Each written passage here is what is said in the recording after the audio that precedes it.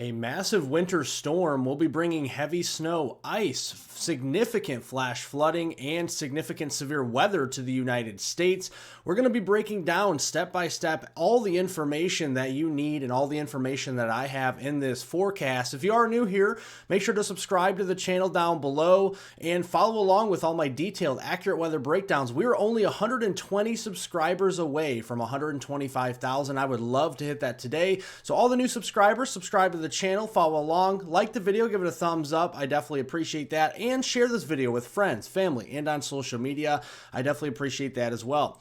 Let's look here at our temperature anomalies here this weekend, because the coldest of the air is up here into southwest Canada and also down here through the plains, and that's where the coldest air will be, and that is on the back side of our winter storm. On the front side here, we are seeing some pretty warm air, and that's going to give us some significant severe weather as we go through the Saturday time frame today. Let's look at our temperatures this afternoon. Pretty cold up here in the Dakotas, northern Minnesota, and even Nebraska, where we're seeing temperatures either in the single digits above zero or below zero here this afternoon. In fact, wind chills across the Dakotas, parts of Nebraska, northwest Minnesota, hanging out below zero, anywhere from 5 below to 15 degrees below zero here during the peak heating of the day today. So make sure to bundle up in layers as you venture outdoors. Across the west, coldest air up to the north in Montana, Wyoming, and Idaho, where we have more single digits and teens out there. Further to the south, as you expect in the desert, we're going to be seeing more 70s, so another day at 70 degrees there in Phoenix this afternoon. And looking here at the east, coldest air up to the north towards Maine and Vermont, New Hampshire, upstate New York, into the teens this afternoon. The Ohio Valley over there toward the Delmarva and the Mid-Atlantic, we're going to be looking at the 30s, some 40s out there sprinkled in. And then down near the Gulf Coast, where the severe weather threat will be, we have more 70s, 80s, and even potentially low 90s there in southwest Florida this afternoon. Now let's look at our storm system. Maturing cyclone moving across the Razorback state of Arkansas here this midday on Saturday. This is going to continue to strengthen as that pressure deepens across the bluegrass state of Kentucky, down to 993 millibars as we go into later on tonight. And then by the time we get into Sunday afternoon, look at that, it deepens in western New York State all the way down to a 972 millibar low pressure system. And typically when you see strengthening low pressure systems, heavy snow, big ice, and also heavy rainfall with severe weather is all going to be in play, a multifaceted weather system. So let's look at the big warm side of this system, because a significant severe weather outbreak and or tornado outbreak could be underway as we go through today. We do have a large 3 out of 5 in the orange. That's an enhanced risk of severe weather. That extends all the way up into western Tennessee, all the way down into southeastern Arkansas, much of eastern and northeast Louisiana, the entire state of Mississippi, much of southwestern and southern portions of Alabama, and the far northwest Florida panhandle. But the severe weather threat will extend all the way north into Kentucky, as far west as the I-35 corridor in East Texas, and as far east as central and east Georgia. So this is taking up and accompanying a lot of areas here across the deep south. And let's dive into the specifics here with the threats. The greatest to the least greatest threats here. The greatest threat is for widespread damaging winds, 60 to perhaps 75 miles per hour we could be seeing across, especially this red, but you see this pink magenta shaded color across eastern Mississippi and southwest Alabama. That's where we have a 45% chance of seeing those damaging winds in this region. And then looking here at the tornado threat, yeah, very formidable here across the deep south. In the green, that's a 2%. In the brown, that's a 5%.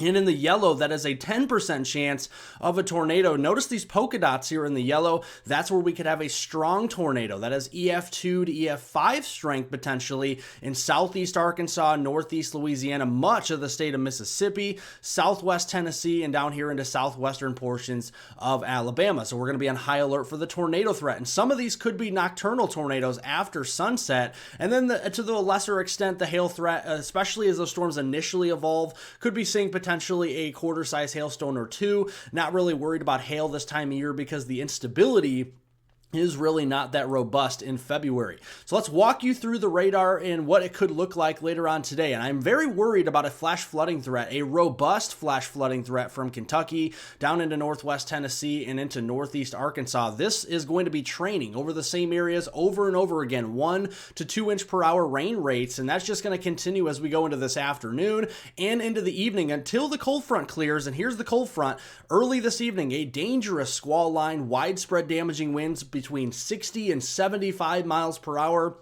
We could have numerous tornadoes, possibly a couple strong tornadoes embedded in the line. We also have to take account of a couple of these storms out ahead of the main line. Some of these could produce some tornadoes that could be strong as well across especially Mississippi there down into Louisiana, and that will be after dark. And then the squall line just continues to move off to the east. Nashville down towards Huntsville, Florence, getting in towards Birmingham, Tuscaloosa, into the Mobile area, Hattiesburg, Gulfport, and New Orleans. All these areas have to be on high alert around midnight tonight for that dangerous squall line with widespread winds, tornadoes, and hail. And then that continues through the Atlanta metro area, Knoxville, Johnston City, getting into Asheville, North Carolina, all the way down into Montgomery, Panama City as we go into your Sunday morning around sunrise. And then that system just continues to march east with more scattered severe weather through the Carolinas, Virginia, Georgia, and Florida as we go through the day on Sunday. So the next 24, 48 hours going to be very busy on the severe weather front, but how about the rainfall side of things?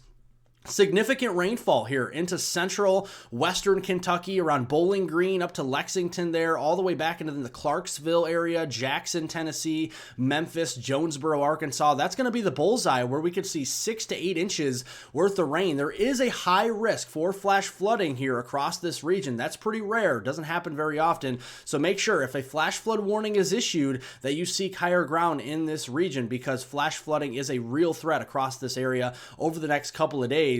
Looking here at the cold side, we do have some snow up to the north around the Midwest, the Great Lakes, and the Northeast. Heaviest snow across northern Pennsylvania, western New York State, and over Lake Erie and Huron, we're going to be seeing some snow as well. Ice threat in between. Notice the snow is going to be kind of cut off on the backside. A lot of cold Arctic air, very dry air on the backside, eating away at the snow shield. So Chicago might not see too much from this. Fort Wayne may see a little bit, Detroit as well, but I'm not really looking at a huge snow system for the Midwest here. Looks like the most snow will be occurring in southern Ontario, Quebec, and then over here into northern Maine up toward Caribou. Yeah, we could be seeing upwards to 20 inches of snow up there in northern Maine with this system. Icy threat, a lot of precipitation types here. Freezing rain, sleet, snow, ice, all that across the Northeast as we go through your Sunday, and then that system will move on out as we go into Monday. At the same time, we're also going to see quite a bit of moisture across the Pacific Northwest. Don't want to sleep on this either. Over here in the Cascades, heavy snow, coastal rains from Seattle down to Portland and Eugene, Medford, some of these areas in Oregon, and then some of that snow downstream into Idaho, Montana, and Wyoming. Looking at the snowfall, yes, we got that system over here in the Great Lakes and the Northeast, heaviest across northern Maine or across the border there into Ontario and Quebec, where we could see upwards to 20 inches of snow, and then some higher elevation snow in the Cascades, a couple of feet there, and then a couple feet of snow for Idaho, Montana, Wyoming, and northern Colorado, with that second system coming in across the Pacific Northwest later this weekend. Ice threat, very significant here across New York State, parts of Pennsylvania, Massachusetts, southern Vermont, southern New Hampshire, coastal Maine, down into Connecticut here, northern Jersey. A lot of areas impacted here. Could be seeing 1 to 2/10 of an inch of ice, maybe upwards to a 1/4 inch of ice in some areas. Otherwise, a light glaze of ice from areas into Ohio, southern lower Michigan, Indiana, Illinois, back into Missouri. Really just seeing a very light glaze of ice, if anything, here as we go through the rest of your weekend. Let's look at the polar vortex. It is parked in our backyard over the Hudson Bay in southeastern Canada here as we go into early on next week, Monday, February 17th, and this is going to promise the coldest air of the winter season into the lower 48, and even by later next week, Friday, February 21st, it starts to retreat back towards where it should be in the Arctic. But we're still seeing that cross-polar flow down here across the upper Midwest, Great Lakes, and the Northeast. So cold air will hang on even later next week across those areas, while the South will begin to warm up a little bit more. So looking here at next week, this is a 5-day temperature anomaly here between Monday, February 17th, and Friday, February 21st. Notice in the purples, pinks, that's where we are 20, 30, even 40 degrees below normal with our temperature anomalies here in the heartland, around the ag belt here. This is going to be very cold air. And the cold air doesn't stop there. It goes all the way to the Gulf Coast and beyond. Central Florida still below normal as we go into next week. And the hardest hit areas by the cold will be the north central U.S. So let's take you out here to these areas, the Dakotas, down into Nebraska and Minnesota and even Montana, getting temperatures by Wednesday morning on February 19th down into the 20, even 30 below zero range, and our sub-zero temperatures possibly as far south as Amarillo, down into Oklahoma City, Tulsa,